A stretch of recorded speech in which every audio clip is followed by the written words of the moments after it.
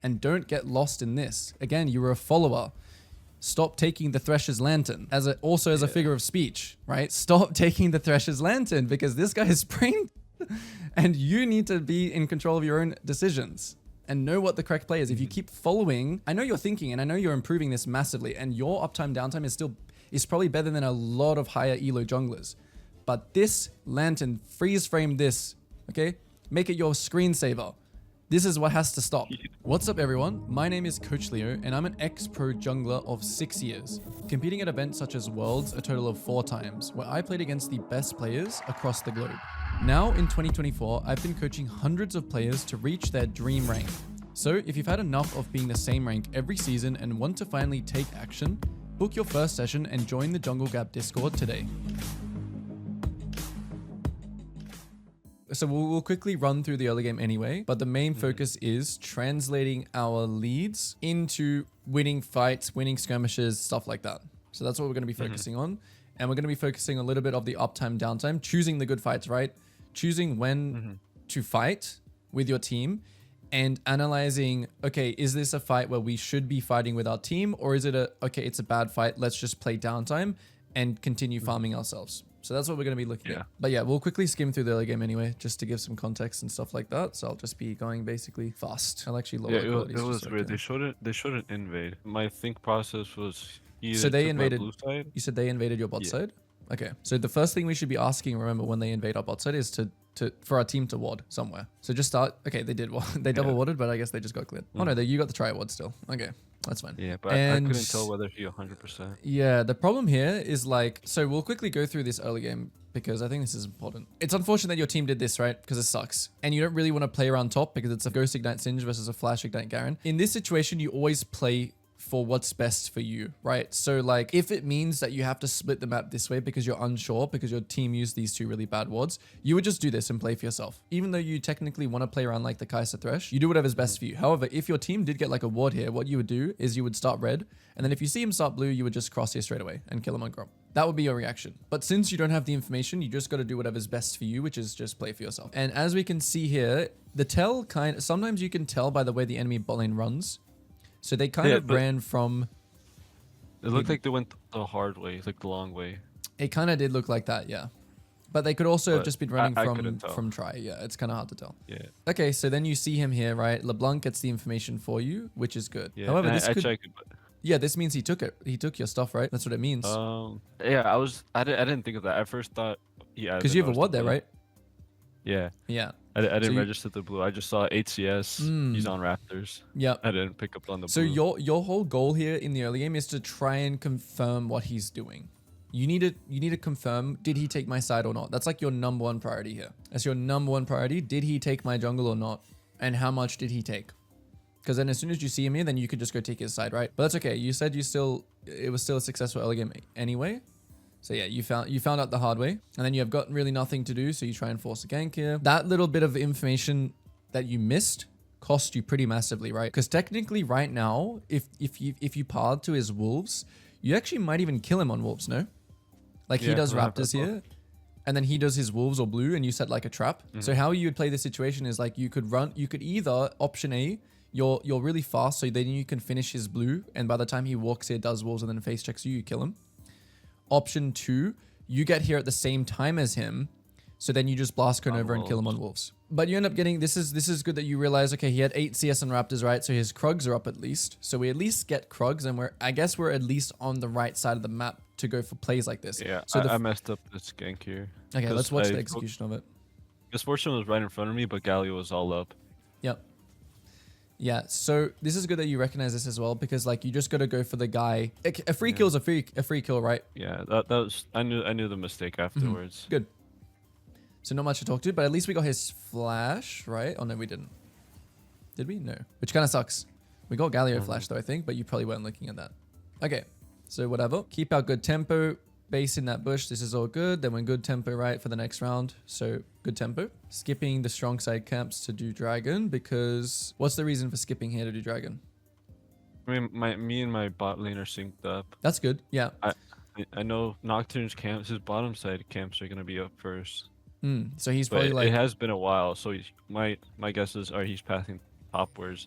but I don't see him on the drag. Yeah, so he showed here. Okay, so he showed that he's going to do wolves. I mean, raptors and then wolves and then be topside. Okay, so good. Yeah, I just wanted to confirm. I think this is a pretty good dragon, but you just have to be a little bit worried. Good pink. Okay, now it's good. But you can think as well, you pinked it. It really sucks for Nocturne to want to go from wolves to here, right? But it still is possible.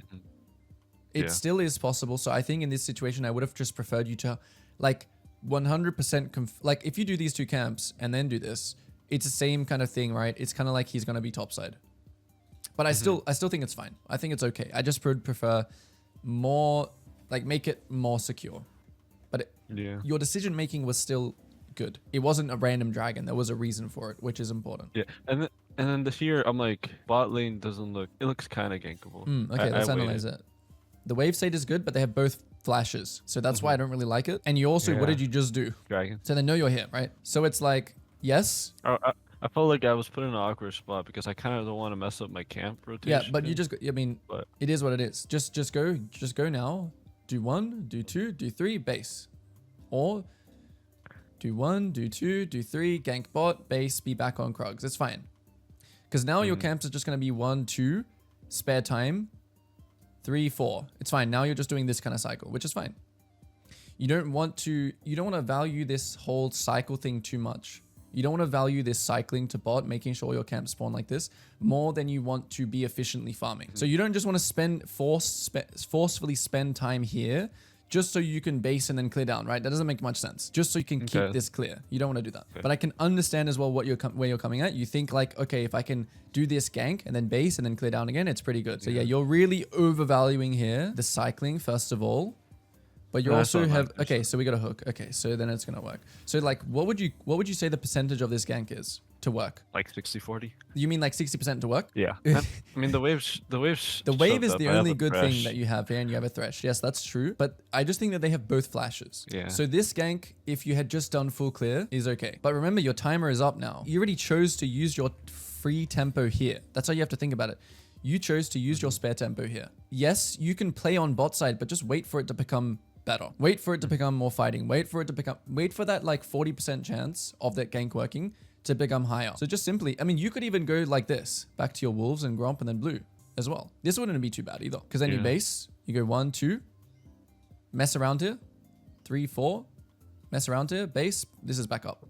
So yeah, I think this round was big tempo losses, but the result was good because I think you end up killing MF. You can see even still how close it is, right? Like, these guys nearly 2v3 you. But like I had a little hesitation with the flash because I didn't know where. Yeah. But it kind of put me in a bad spot. You mean here? Yeah. Okay. Yeah. Now you're just MF and there's 2 people here, so you probably die. Yeah, but like my Kaisa, I was pinging her off. She didn't listen. You mean pinging her like to back? Like to back. I'm like, I'm dead. I'm like, just save yourself. Yeah. You can see like big tempo loss, right? That's what we gained. That's what we thought about this big tempo loss for a very small percentage gank chance. You still need to be valuing your tempo there way more and not valuing having that camp cycle as much as you were. And remember that you used your turn on dragon, so you've already kind of used your tempo up. You can't be using your non-spare tempo on low percentage ganks. You can't be doing that because you could just be farming and getting stronger. Game plan is still good though, right? Because we're still playing around the lane. Okay, pings need to come out earlier because your team is blind. Your team and your Thresh is as blind as they get. So you gotta wake them up. Like, look where Thresh is standing right now. Like, this guy has no idea what you're doing. You gotta wake him up. Whatever way you can do that, you do it. Even if they start fighting like right now, you should start pinging right now. As soon as you pink it as well and they know you're there, you should be spam pinging, ping, ping, ping, ping, ping, ping, ping. And then hopefully you land stun, Thresh lands flay, and then you kill. Because you also know that that wave was timing out. So yeah, this is not gonna work because Thresh is just like a complete robot. He lands a clutch hook, never mind. He's the GOAT. He redeemed himself. I mean, he had flash, right? So if you can think about as well, like, think about the difference between this gank and your gank earlier. What's the difference? Oh, I mean, no mana and then misfortune. Okay, that's like, tell me something better. I mean, they're shoved up. I got a flank angle. Okay, what was different about this gank than the first one? All your camps are cleared, right? It's spare tempo. Tempo. So, and she has no flash. So this gank compared to the other one is way, way, way, way, way better. You just needed to execute here better by pinging more and waking this Thresh up because his awareness, he's playing like lock screen, like full zoomed in or something. And then like, say for example, you didn't even get that kill. It still would have been okay because it's just spare tempo. You're just waiting for your Krugs anyway. However, in this case, grubs are kind of spawning. So you could think if this was like low percentage, then you still want to kind of value your tempo so you can kind of be here, right? Technically, but it's okay. Like it wasn't bad. Yep. Kill this guy too. Okay, I want you to hold, I want you to do like the longer stun here. Let it charge up. Let it charge up so the range increases and the stun duration increases. You also don't want to tank aggro here, right? Maybe you just didn't really see the kill angle, but there was a kill angle there. You just needed to do that and then you land the stun and then Thresh lands the hook and then you can kill him here. You see how that was an angle? Yeah. Okay, you get the plate, you base. You value, okay, you push this. Why should you not push this? What's going to happen with this wave here? No? Yeah, it's frozen towards them. Like what happens when a wave is bouncing out? But the it is gonna count is even. It is gonna be here. Okay, so we're gonna explain something, Damien. We're gonna talk about waves here. I know waves 101. Let's go. Bounces. All right. I didn't. Okay, we wanted to focus on the mid game stuff, but we got to talk about this first. Okay, let's not even consider people in this. Okay, so I'm gonna draw little dots, and these are gonna be minions. Okay, and I'm gonna tell you. So this scenario. Okay, 1, 2, 3, 4, 5, 6, and then your minions are here. 1, 2, 3, 4, 5, 6. Okay, so what's going to happen with this wave? Because this minion wave is like here, right? Crashing right here. What's going to happen is although your wave is further up, the thing that's going to happen here is by the time this next wave comes here and these minions are battling it out, maybe this minion will die. Oh, yeah, I get it. And what will happen is because it's not in the center of the lane, this minion, these minions that come here and help this wave will stack this wave up more and it'll kill this wave. And then by the time the next minions go on this line, this wave will be more. And then it will slowly push towards the enemy. Makes sense, right? If the minion wave is like literally straight dead center in the middle, right? These are his minions. These are your minions. And it's literally like in the middle of the lane, let's say. Then it's kind of like more RNG, I think. Obviously, there's always going to be a bounce, right? So if you crash the wave into the tower, this wave will no matter what push into the enemy. No matter what. This is called a bounce. I forgot about the if enemy wave pushes into yours, it's always going to push back and it's always going to stack the wave. Yeah, back to our VOD. We should leave this wave. We should leave it because it's really good for our team because this wave is going to deny the enemy AD carry and your team is going to get everything. Like your Kai'Sa here will only miss maybe these 2 minions. That's it from the next 2 waves. So regardless whether I shove this wave or not, it's going to bounce back. Oh, it's still going to bounce back. It's going to be better because because now the enemy AD carry is going to get this wave. Okay, let's just watch what happens. This is also bad because what? Why? Tempo. You're ready to go again. Yeah. So you're denying yourself by not farming this, and you're also denying your AD carry by pushing this, and you're also helping their AD carry by crashing this. Now, I mean, obviously it depends on his spawn timer. So look, MF is spawning 2, 1, running back now. So look, what's going to happen? You're going to push this wave. Yeah. And MF collects it. Yeah, she caught it, yeah. So then you overstay, because you push that wave, I actually don't mind this decision because you're playing match or trade, right? You couldn't match this, so you decide to trade. If you're going to trade here, get Thresh to come here because I don't want MF and Galio to move on you 2v2. And look, your team is fighting topside, but you should be like kind of pinging to give. Now, you can let them do their play anyway, but when Thresh is walking at a base here, you need to micromanage him. Get him to come here. And then if Galio goes here, you can look for a play on the MF again. Because you already know that this is this is losing. So why are you not helping your team by helping them have some sense, have some, you know, like if they choose to fight it regardless of you pinging, sure. Okay. So then we overstay, so we're still on the bot side. Thresh is now, we're out of kind of sync with our Thresh, so it's good to base here because you don't really want to be waiting this entire time for this. And now we're back to full clearing. You go straight to the strong side here because you feel like maybe you missed your weeks of time and you want to sync with your bot lane. That's okay. Yeah. I think that's fine. And then this happens. So you're actually on the right side. Okay, some random stuff happens. We're now entering the mid game, so the camp cycling doesn't really matter. You are ahead. You're not massively ahead, but let's talk about now the team fighting and translating this. So as soon as this guy dies, it was a good buffer on your ult, but now it's just time to, farm. You don't have ult, so you shouldn't really be in a mindset here to be like right here, for example, you should just clear down. Just clear down. Can you take Rift? No. So just clear down. Clear down, clear camps. Something will happen. Now you would have cleared all these camps and you're syncing up with LeBlanc and you can play like this and you can play for Dragon and your ult's coming. Well, your ult's not going to be up for a while, but you know what I mean? You're doing too much like extra stuff here. Is this uptime or downtime right now? Down.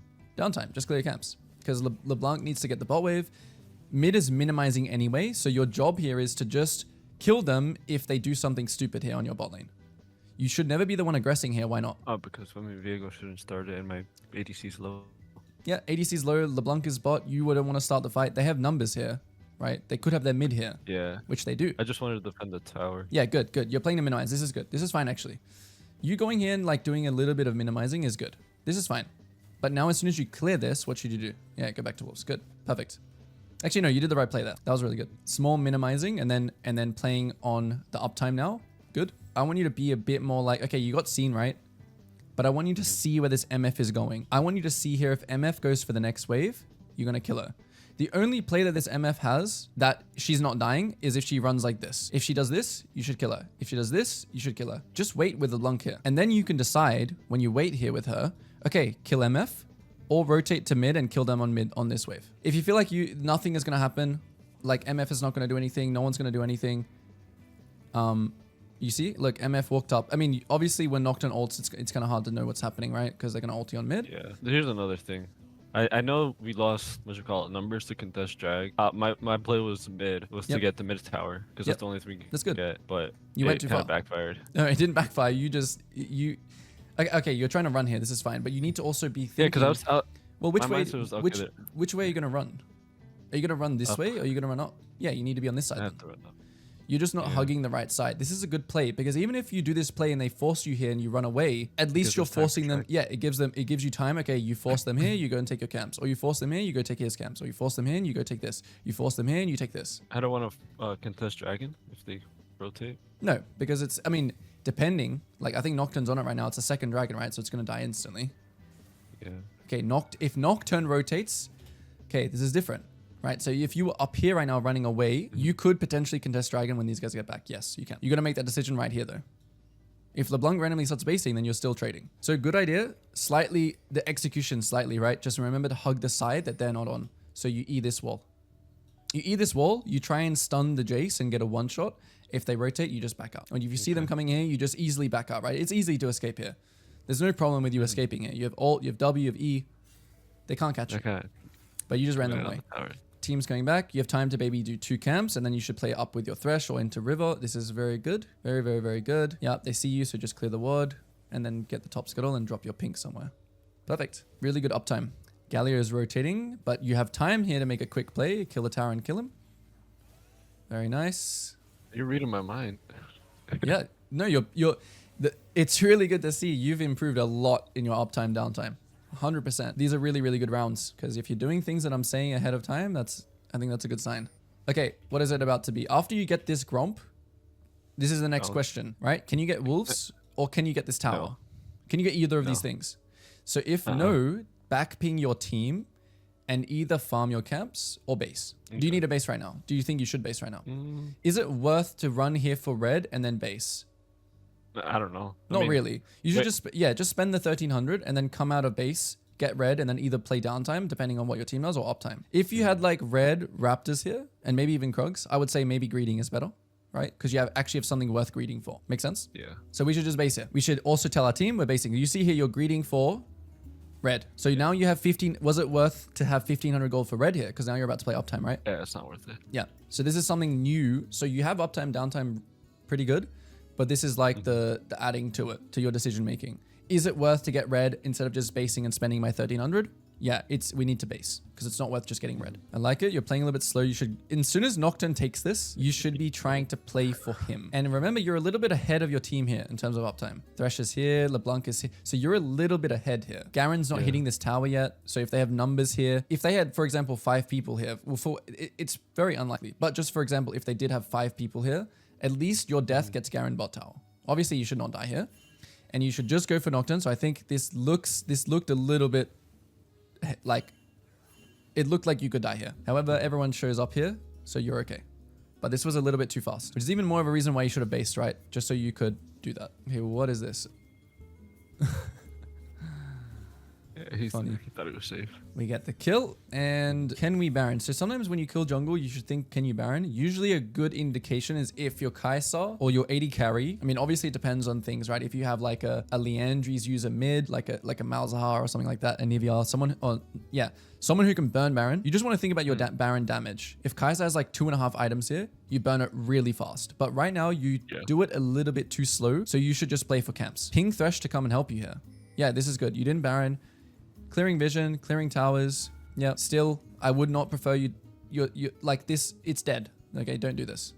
Just get Thresh to come here and take blue. Just a minor thing, but just consider these towers dead. It takes one auto attack from like a minion or a LeBlanc. Because right now you should be on blue, right? You should be here right now with Thresh behind you, taking blue and taking wolves. Because he's dead for 8 seconds still. Remember, these are yours here. You prioritize this over auto attacking a 1 HP tower. And now you base, which is fine. Yeah, you have the right idea of the concept, but you can just imagine you base there, you ran out, you did the red, you killed the Nocturne here, you took these camps, and now you're here right now, already have spent that 1300, having 1,000 gold here, and now you're gonna do this, and you're waiting for your team to come back. Insane, right? Yeah. You would have been way further ahead if you did that. You would have had +3 camps, plus your tempo would be better as well. Tempo is a bit mismatched. What should we do here? Garen died. Kai'Sa's basing. Downtime. Downtime. Do your camps. Yeah. So this is exactly where everyone throws. Exactly this moment. This is where every single... I mean, I would say this happens in high elo, but this is more of a low elo thing. This is exactly what everyone complains about. My team. Should I help my team? My team's trolling, whatever. This is what I'm talking about. How did I know this? I know this is going to go bad. Okay, maybe it doesn't. Maybe my prediction is wrong. No, I think you're right. But this is exactly what I mean. Because your Garen is dead. Your Kai'Sa's in base. What should you do here? When you're running out of base here, what should you do? When your Thresh is looking like he's losing his mind, what should you do? Just go and clear blue. My blue side. Okay, you should do that. But what should you do to help him make... Oh, ping him off. Assist his life. Back ping him. Yes. Ping him away. Yeah. Back ping, back ping, back ping, back ping. Ping what you're doing. Ping that you're doing camps and that you're not doing this play. Because you know it's downtime. You know we're waiting for people. Yeah, I mean, I was kind of feeling myself. I had 2 items. Yeah. And you said that you wanted to talk about picking good fights and how to play fights. But the first problem is that we're fighting 3v5 potentially. Okay, let's talk about this fight if we were feeling ourselves and we analyzed this situation, right? And we thought we could win 3v5 potentially. Okay, how do we play? Let's see. So Thresh hooks MF. Was looking low. Taunt is down. What's with this W? You have a habit of doing this W. This short little panic W of trying to get the short stun. What's the problem with it? I mean, it's not really worth it. Yeah. The only way you should use your W here is again, max range and smite the shield. You can do that? Yeah, you can W and smite at the same time. So that's how you would use your W here. It's never for a short little get rid of his shield because your W is very important. And essentially what you need to do here is you need to play off of whoever LeBlanc goes on, you need to one-shot. So if you land this stun here and smite his shield, LeBlanc can burn him down and you can get a reset on him here. But you did like a little just a short little stun because you kind of panicked a little bit. Yeah. And now LeBlanc flashes forwards, so you need to follow her. Everything's down. Taunt is... So this is also where, you know how I said at the start, where you need to understand other people's abilities. When Galio has no taunt, you can just run past him. Yeah, he's kind of... You have flash, you have ult, you have smite. You have so many ways. You know, we usually talk about Viego front to back, that's fine. But in this situation, you have a LeBlanc. What kind of champion is LeBlanc? A burst assassin. She can dive backline. So if she goes on him here, on the Nocturne, you don't try and kill this guy. You kill Nocturne. If she goes on this guy, you kill him. But you need... Okay, so you do it. Good. You reset. Singed is top. So I guess you end up... Yeah, so you end up winning this fight. But this is the type of fight that you need to analyze before and you need to have reasons for doing it. So this fight would have been more... This fight would have been... Okay, so you did see Singed top, which is a good thing. So I'm not saying you can never go for these fights, but as a general thing... I just need like logic, reason behind it. You need a reason why you're fighting this. Singed is top. MF has no flash. We can still win this fight even if it's 3v4. Because this, I'm telling you, 50% of the time, this is the throw of the game. I've seen it too many times. Yeah. It's a classic. I get what you mean. 50% of the time, you lose the game here. Or you lose like a big part of your agency here. But in this case, yeah, you're feeling yourself, you smurf it, you definitely can. Because you just won 4v5, right? Like literally you just won 4v5. I mean, your LeBlanc and Jace died, but you cleaned up, which is always worth. Yeah, I mean, I didn't get up killing him. He was... Yep, because your W needs work. Yeah. Remember when you ult over the wall here and you run at him in a straight line, what's he going to do? Push me back, but No, but what's he actually going to, like, you're here, he's here. What is he going to do? Especially if you long cast your W, what's he going to do? Oh, he's going to try and dodge. So again, same thing again. You want to hold your W here as maximum as you can and smite him in 3 seconds. Okay. If you can just walk up to him and Q smite him, you should always lead with that, right? Because then when he smacks you back right here, you would already Q smited him and now you have W. So you always, yeah, these, I think this is a habit of yours to do these little short W's.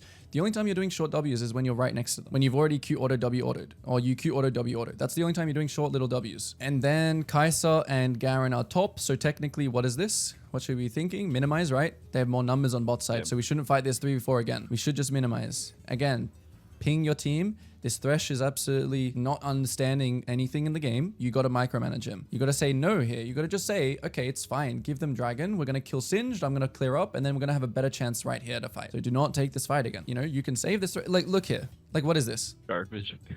Accept reality. Accept the reality that this is just not a play. It's downtime. Yeah. Tell your team what to do.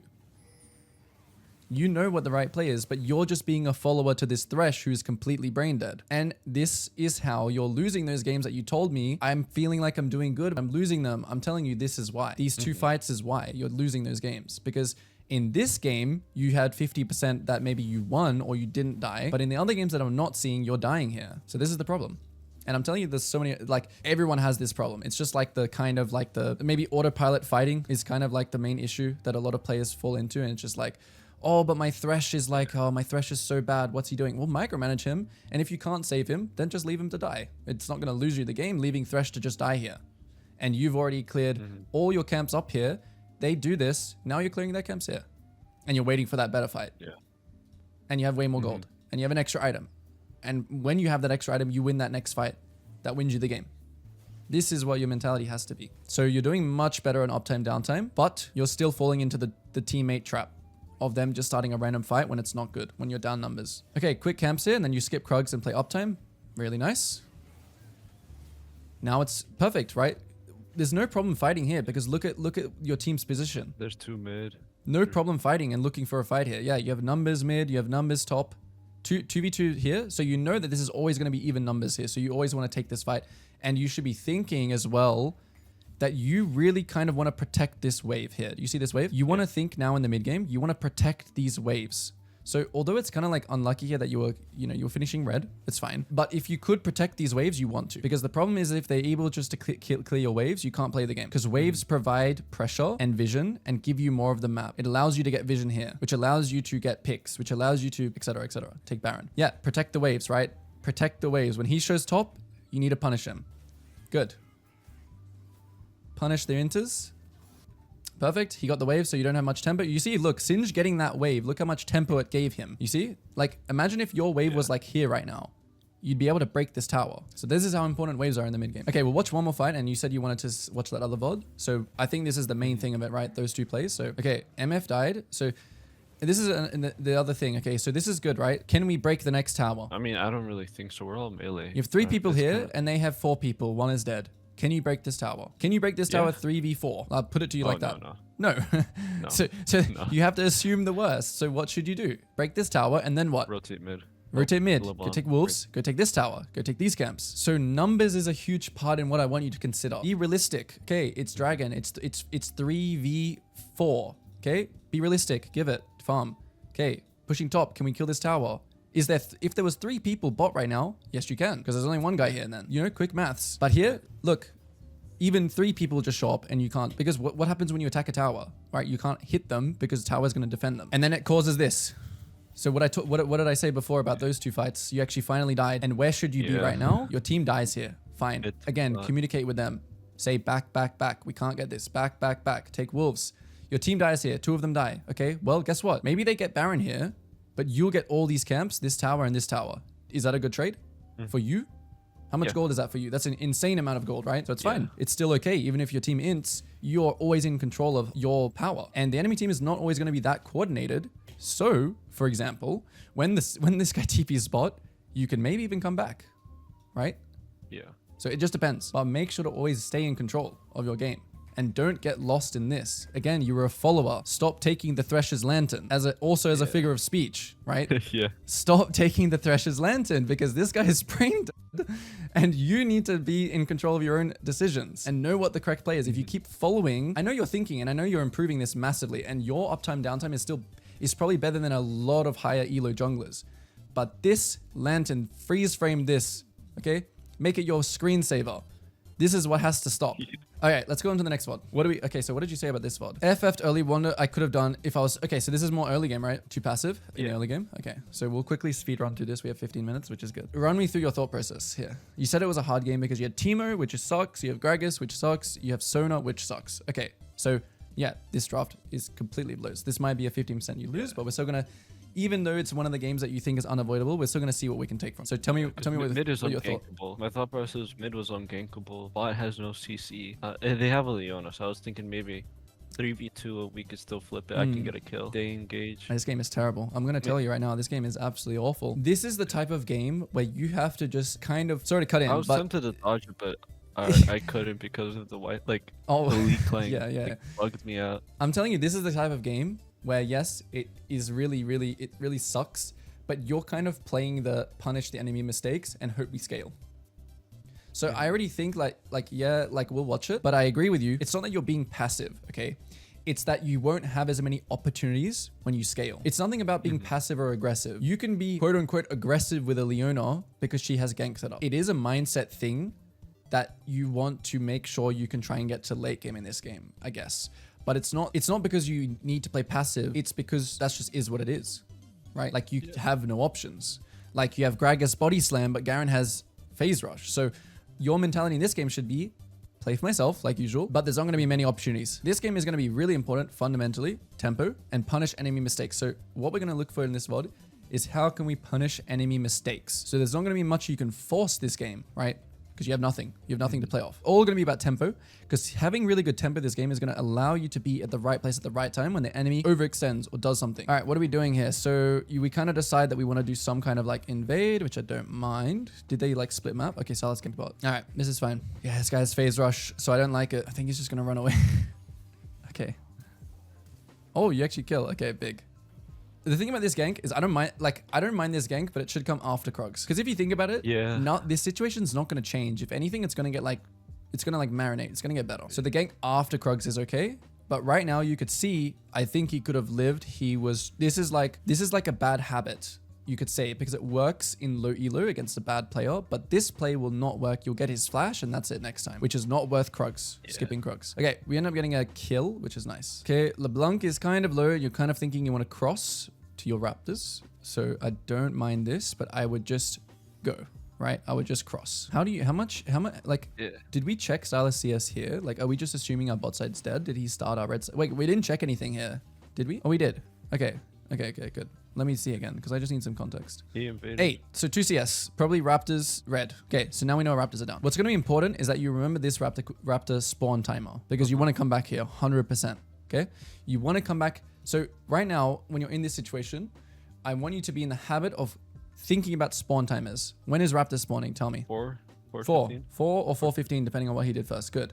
So around 4:15. When is his Raptor spawning? After your Gromp, right? Which is probably like 4:40, 4:30. So we're going to say like 4:35. Yeah, like I said, if you had done his Krugs, it would have been even better. So then, because you know Raptors and then you do into Krugs. Because basically, I'm just going to skip to the next phase. So once you do this and you gank top, you should just do Scuttle, Wolves, and then what? Scuttle, Wolves, base, back to his Raptors, or back to your Gromp. This cycle. So now your new cycle is this. 1, 2, 3. Or you have another option, which is 1, 2, 3. Make sense? Because you know this is 4:15. So you could even cross now, to be fair. Like you could have a mega round here just by thinking about the camp timers. And this really plays into when you don't have any gank opportunities. This is where you have to excel at. You have to excel at the jungle camp 1v1 game, which is knowing your timers and his timers. And I know this is like, it's kind of hard to do, but it's a skill you should improve at in these kinds of games. Imagine if you did Scuttle here and then you did 1, 2, this is spawning 3, then this is spawning 4, then this is spawning 5. Jungle Kingdom. Remember, when he doesn't have spawn timers, he has no idea what's going on here. He has no idea when his raptors are spawning. So if you get there as they're spawning, he'll never be there because he doesn't know the spawn timer. You know your camp spawn timer. So let's see here. Let's just pretend you did this. You're on raptors now. Look, your Gromp is about to spawn because you did 1, 2, right? Yeah. So now you're crossing. You're doing this right now. You would have finished this now, moving on to this now, and then maybe you're finishing right now and you're starting to walk to his raptors. Ready? It's gonna spawn. 10 seconds, boom, and then this. Yeah. What can he do? What camp can he even farm? He only has these 2 and this. Yeah. Checkmate.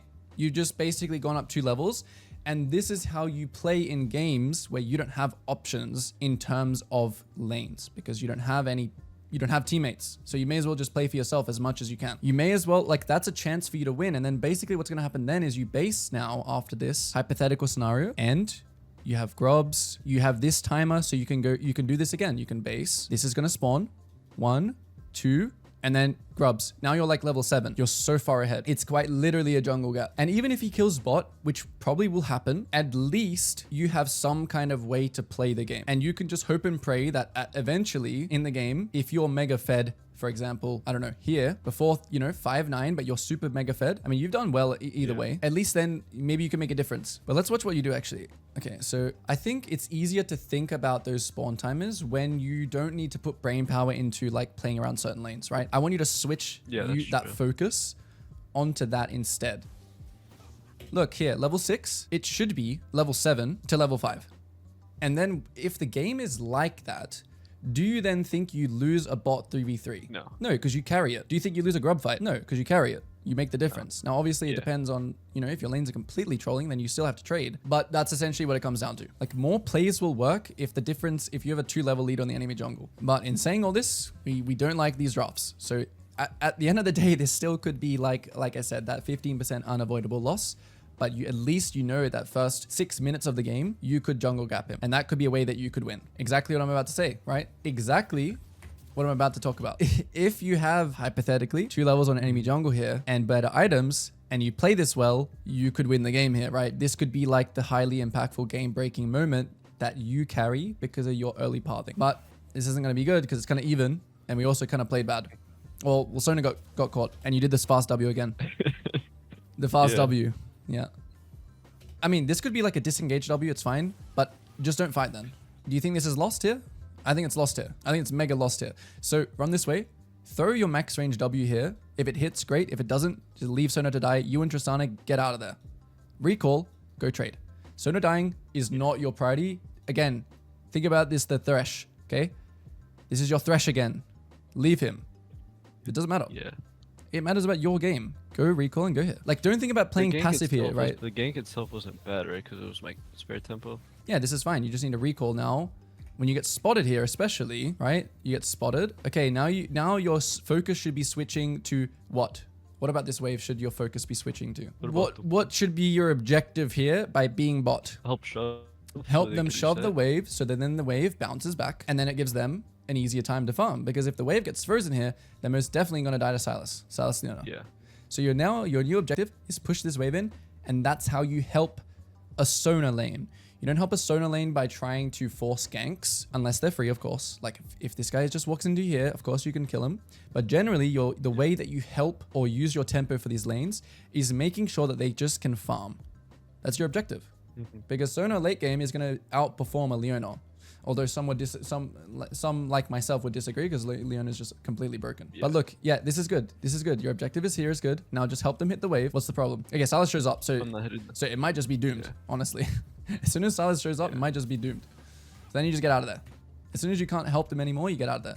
Look how bad your tempo is now. Look how much you could have traded. Look how much you could have done. You're still bot lane. Okay, maybe you get a kill here actually. They int. Yeah, you can still play for the int. That's good. Disrespectful. Yep. And you actually get kills it. And also, this is what I mean by punishing enemy mistakes. You remember what I said at the start? You don't want to do that play that you just did here and overforce the 3v3 because you know you lose that.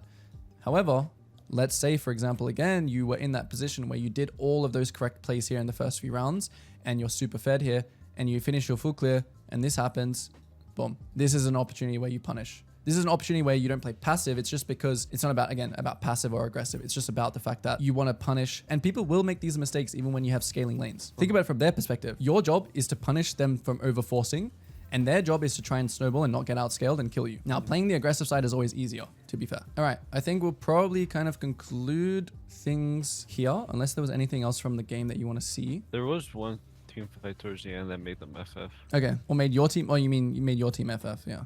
Yeah, that's classic. That's classic for the team that picks full scaling to FF. Although I wouldn't even say team and like I wouldn't even say you even outscale that hard. Your team is just absolutely an abomination.